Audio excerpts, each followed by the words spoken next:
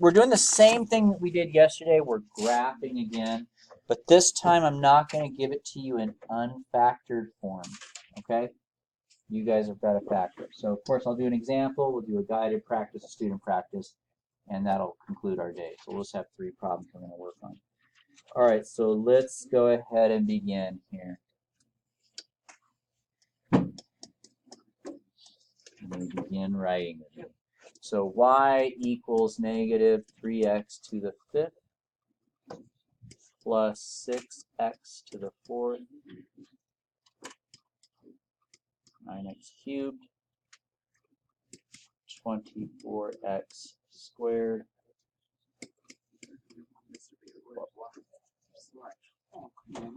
Yeah, there is a y. There's also some x. Y equals blah, blah, blah, blah, plus 12x. Pretty easy. All right, let's begin. So the first thing... They can all get into 3. Negative 3x. They all go yeah, into good. So we want to start by factoring. So unlike yesterday where I had it factored for you, we have to start today. So the first thing you guys are going to do in this is you're always going to start by looking for a GCF. Is there a GCF? Yes. My GCF in this case is all the numbers can be divided by 3, right? And they all have at least one x. So I'm going to take out a 3x. And, yeah, we talked about how when your front number is a negative, you want to take out a negative version of that GCF, okay? So let's do that first and see what we have left. So I'm going to divide all 6 of these, or 5 of these numbers by negative 3x. So that's going to give me x to the 4th minus 2x cubed minus 3x squared positive 8x minus 4.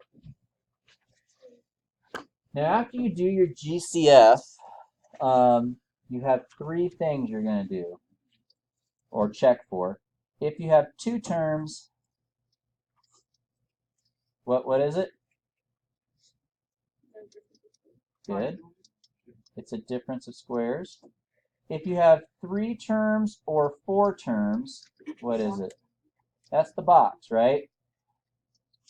Now, as you guys can see here, there's 5. So that's not a box method. You guys remember the other one? A bigger box. Yeah, it's not a bad guess, but I've tried to find ways to do those, and it's very unhelpful. The other way is synthetic division. Okay? So in this case, we're going to do synthetic division. By the way, sometimes you have to do synthetic division anyway, even if there are 3 or 4 terms, because the box doesn't always work. Okay? So synthetic division is kind of, you're gonna have to do that today, just so you know, on every problem. So, okay, so let's go ahead and continue. So here's how this works. The first thing you're going to do is you're going to find your possible roots. I wonder if I need to torture you this much. No. Sure, torture us. No. Oh, everything. Yeah, I'm gonna do it. Not that far. Okay, so how do you find your possible roots? What you do is you find the factors of your last term. What are the numbers that divide into 4? 2 and 2. 4 and 1. 2, 1 and 4. Okay. Then you take your first term's coefficient. My first coefficient is 1. So that's only a 1, right? And then what you do is you make a fraction out of those, right?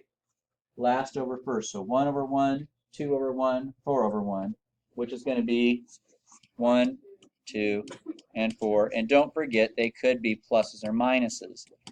Now at this point, how can you tell which of those are actual roots? Plug them in, and what should happen? Now I'm going to do this today, and I'm going to do it on your test. Matter of fact, on your test, you don't even need to worry about step A either. I'm just going to tell you what root to use, okay? Because it takes too long. I will have questions where I ask you to tell which root it is, but that's the only step I'll have you do. But for this type of a question, I'll give you a heads up because it takes long enough. All right, so for this problem, I've already did it in advance. The actual root that will work would be -2. Okay, so I'm just going to tell you -2 is the one that works.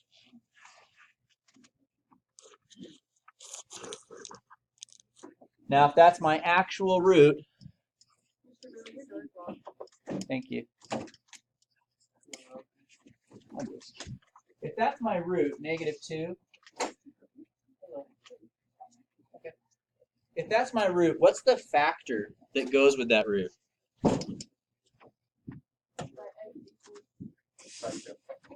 X plus 2. Remember, you take it's just x and then that root, and then you do the opposite sign. Okay? All right, continuing on. I'm just scrolling down a little bit. All right, step D. Now we're ready for our synthetic division.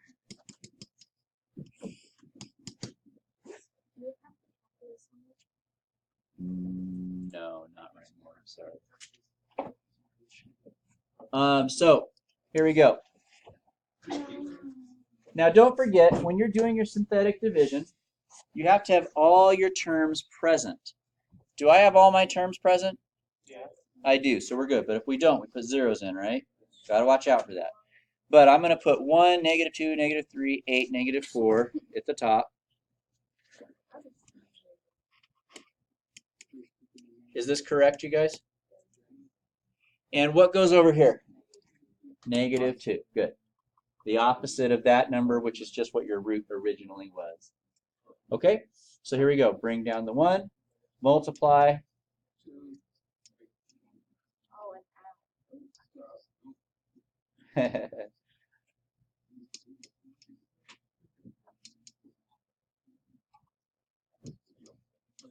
If you don't get 0, something's wrong. Because we know from the factor theorem that we learned that when you divide a polynomial by one of its factors, you should have no remainder. So, we had this factor, right? X plus 2. And because of our synthetic division, what else do we have? Third. And then? Uh-oh. Okay. I'm so sad.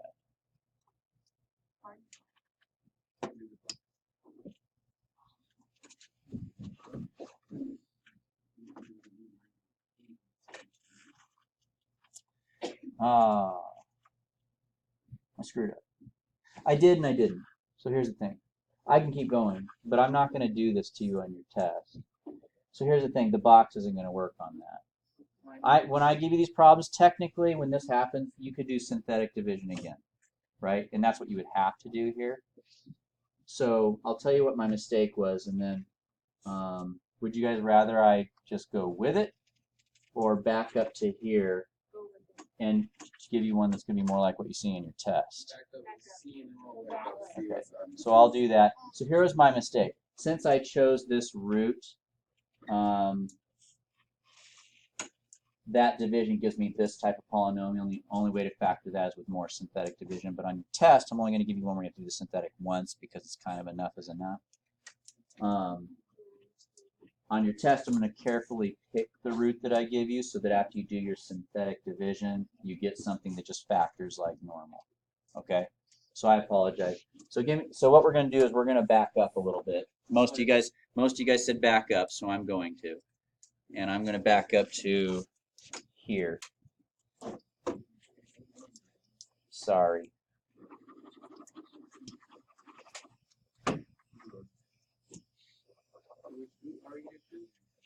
Huh? Do you have an eraser? I do have an eraser.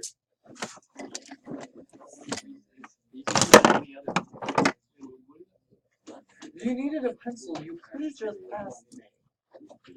You needed a pencil. You could have just asked me. Sounded like a rich person. Tell me next time you don't have a pencil. Oh, I took that off. All right.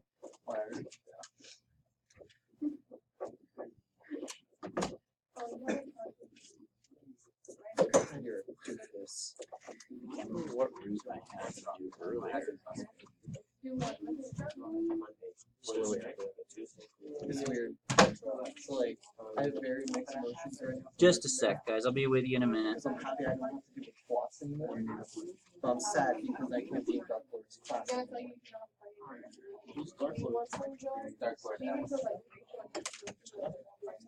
But like the class was made because S was the director. Like, so what happened? So basically, almost every single member of marching band is a quad. I say almost because there's a few like these two. What root did I gave you guys 2, right? Negative.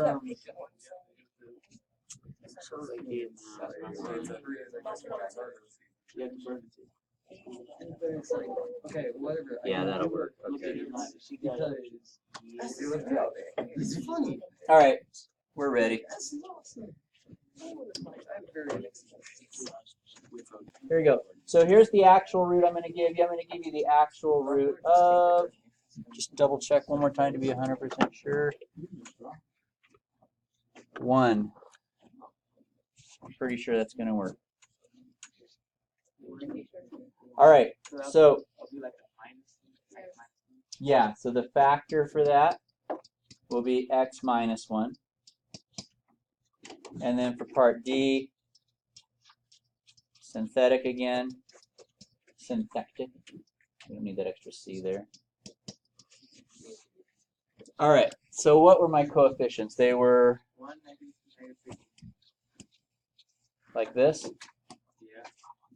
Now, what am I going to put out here? 1. All right, we better get 0.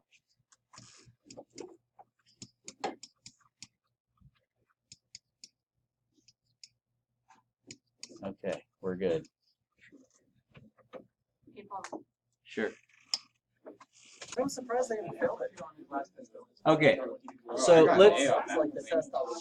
let's write the factors, guys. So we have this guy, right? X minus 1. And now we have this guy, which would be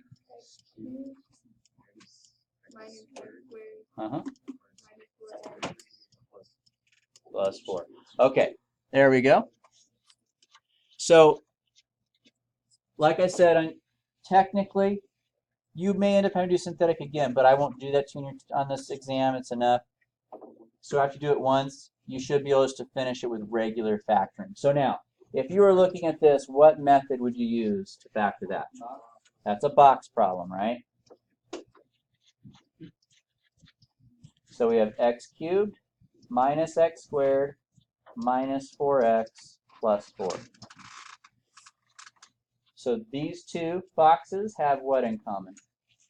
X squared. X squared. What do these two boxes have in common? 4. And these two boxes? And then these two boxes? Nothing. So we put a 1. Now we got to fix our signs a little bit. They're both negative, right? There we go. Okay, so we have x minus 1. Oh, wait, and didn't we have a GCF in the beginning also? It was negative 3x. So we have negative 3x. Then we have the root I gave you. And then from our box, which we got from our synthetic division, we have x squared minus 4, and we have x minus 1. You're right, good job. So we got another difference of squares there. And that one becomes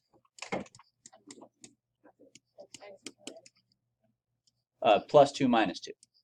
Take the square roots. Now, I'm going to write this a little bit differently. Do you guys see any repeated factors? Yes.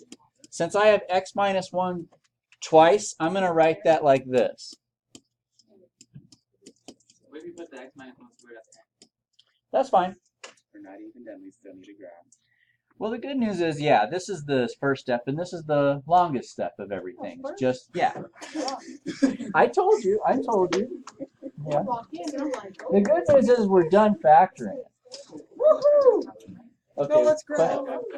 Huh? That equals one. All right. So, continuing on. So, what do we do after we factor? Now, remember, yesterday, that's what I did for you. I just gave you this. So now, the rest of the problem is just what we did yesterday. So after we had our factored form, what was the first thing that we did? We found our roots, right? Oh, Jesus. So if you don't mind, let's try to do this a little bit just mentally to save ourselves some time. If I take this and set it equal to 0, what would I get for x? You would get 0. If I took this and set it equal to 0, I would get 1. Good. This one? This one would give me -2, right? And this one would give me +2. Now, step 3 and 4, I'm just going to combine those. Yesterday, we first of all decided what's the multiplicity, and then from there we decided if it was bounce or through, right? So I'm just going to put 3 and 4 together and say, let's just jump straight to bounce or through. So let's take a look at this one. Will 0 be bounce or through? Good. The rest are through, right?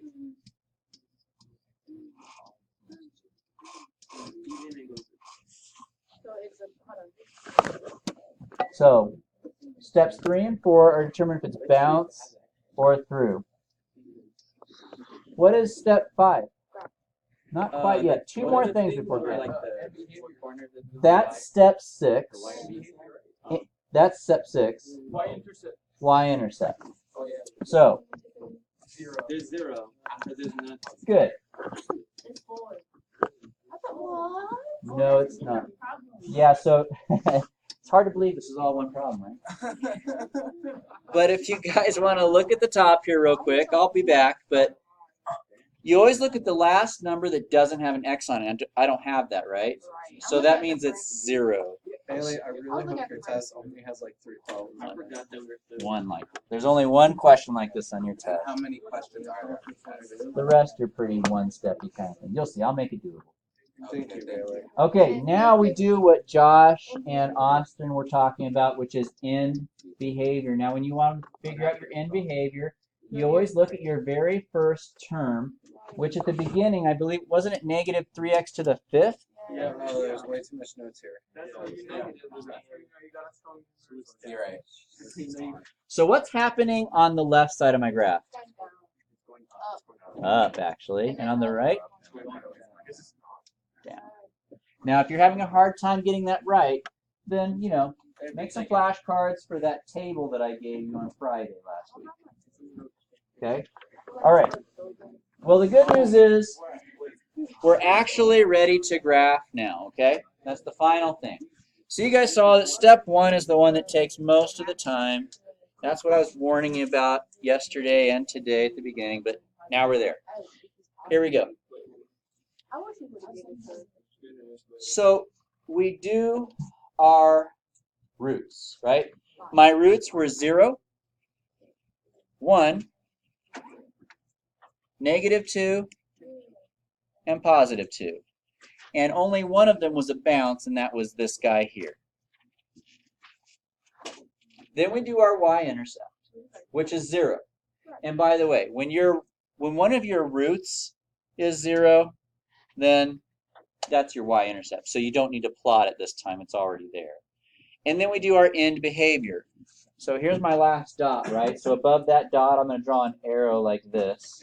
And my dot over here, I'm going to draw the arrow going like this. That's my end behavior.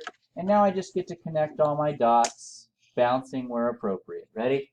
Here we go. So through, bounce, through. And there's my graph. Okay? And like we asked yesterday, we don't know how stretched these can be, but it doesn't matter. We're not going to do that now. All right. So that's a whole problem.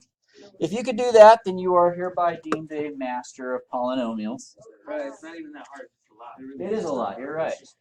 We haven't said it was hard. We just said it's long. Well, I think if you can actually do this, I would say you're pretty good. Here we go. You're right. I know you guys can do every step, but something happens to the psychology when you have to do them all together. This is for you guys. This is going to be a student practice. Okay, so here we go. We're going to walk through this one together, but you guys are going to do the work. Okay? So write it down. This is a guided practice, yeah. You said student. Sorry, guided practice. Thank you. You are welcome. Okay, so Dylan Smith, what's our first step? That's what you get. Oh god. Factoring. You factor. Okay, that's good enough. So Ruben's not with us, but I will be asking Seth, when you factor, what's the first thing you always check for? Good, GCF. Kane is not with us, so we'll move on to Aaron. Is there a GCF here, Aaron? I don't think so either. Now after that, there's 4 terms. So Gene, when there's 4 terms, what factoring strategy do we use? It's the box. But the box doesn't always work. And in this case, I'm going to tell you the box doesn't work. So we're going to go with the synthetic division. So the first thing you're going to do synthetic division is what, Giovanni Ramos? Before you can begin synthetic division, what do you have to find?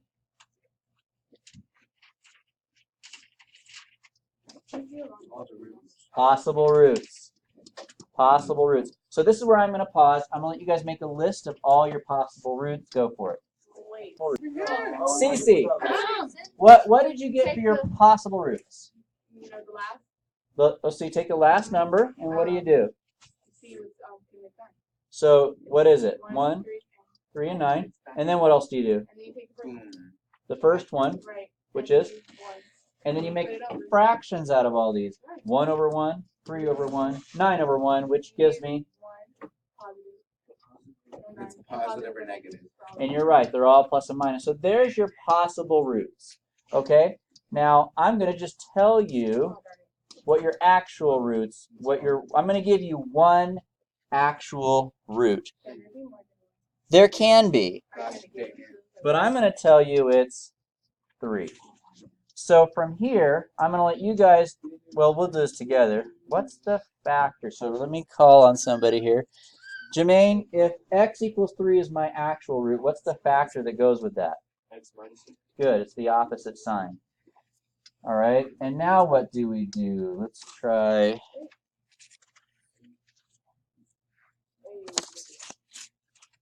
Ricardo, now that we have our factor, what do we do? Synthetic division. Okay, I'm going to let you guys take over again, so go ahead. Rami, what goes out here? Okay. Austin, what goes up here? No. 1 what? 5. 3? 9. That's a negative. The 5 is negative? If you're wondering where those came from, you guys, they come from your very beginning up here. 1, negative 5, 3, 9. Okay? Okay, go ahead. Do your long division there. I wonder who would be the Process. Okay, what's the final answer?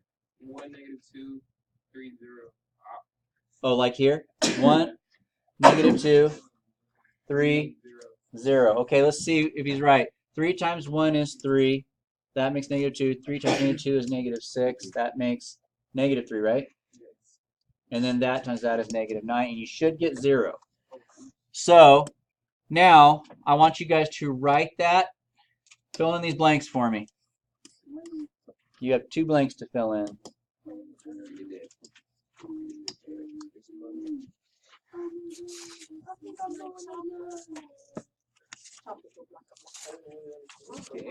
Alex, what goes in the blanks? X minus 3 Uh-huh.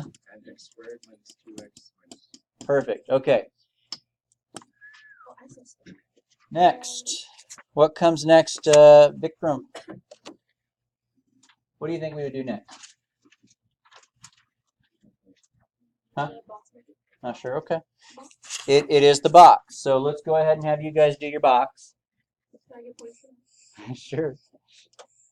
You deserve points for that. Fill in your blanks. Now let me show you why. So x squared goes here. Negative 3 goes here. What times what makes x squared? And what times what makes 3? Oh, I'm so Now one of them has to be negative, but I like to do that at the end. Now I want a negative 2, so that means the bigger one would have to be negative. And there you go. So there's that, and we're done. There's no other factoring that's been done. You guys have successfully finished step Wait, 1. so did we step x minus 3 to the second power? You're right. You're right. Thank you. Okay, so Talia pointed something out. Let's rewrite this as x minus 3 squared. I'm glad you did that. Thank you. I think I was going to miss that. And then here we get to go ahead and we'll just start graphing. So it'd be 3 and 3. here we go. We're doing it together. Doing it together. Isaac Poole, what would the root be from this factor? 3. And then Joshua, what would the root be from this factor? -1. Good. And then I'm going to ask Alan, this power is 2. So is that a bounce or a through? Bounce. Good. And then Diana, this one has a power of 1. So is that a bounce or a through? Good. Okay, so we've got that done.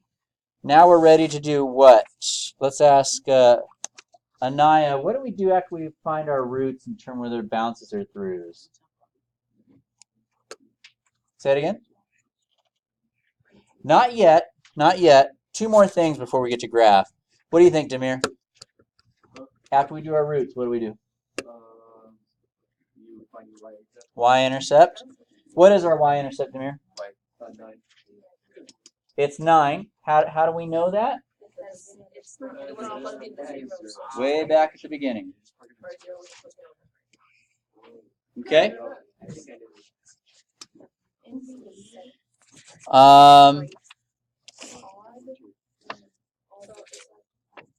Kevin, what do we do after that?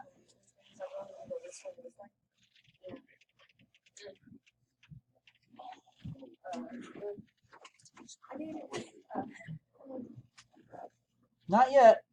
Not yet. It's end behavior. Okay. I'll give you guys 30 seconds to figure out your end behavior here. Go ahead. Talia, what term do we look at to know our end behavior? We look at our first term. Which was what? X to the third power. Like this? Yes. Okay, so I've got a coefficient of 1 and a power of 3.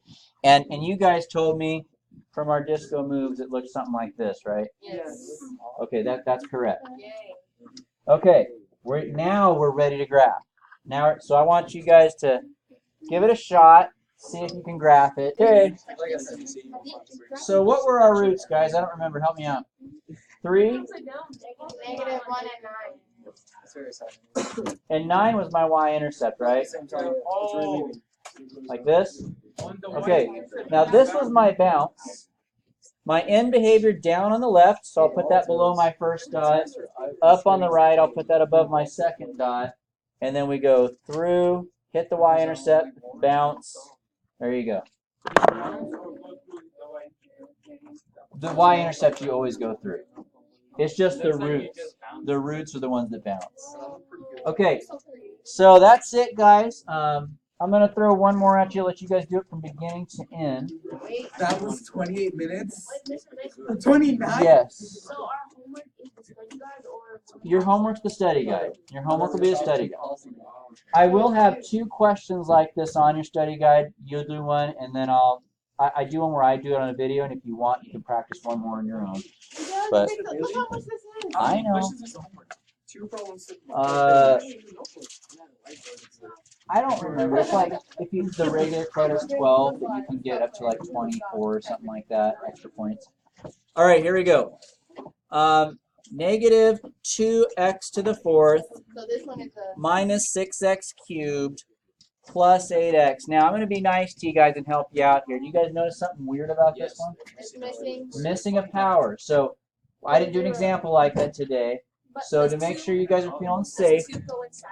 Yeah. I'm going to go like this to help you out. The only reason I'm doing this is, the only reason you ever have to do it is for the synthetic division. But I'm going to let you guys take it from there. Yeah. You're from beginning to end. You're going to factor it. You're going to graph it. You always start by taking out the leading. Yeah. If you have it, and we do have a GCF here, right? Yep.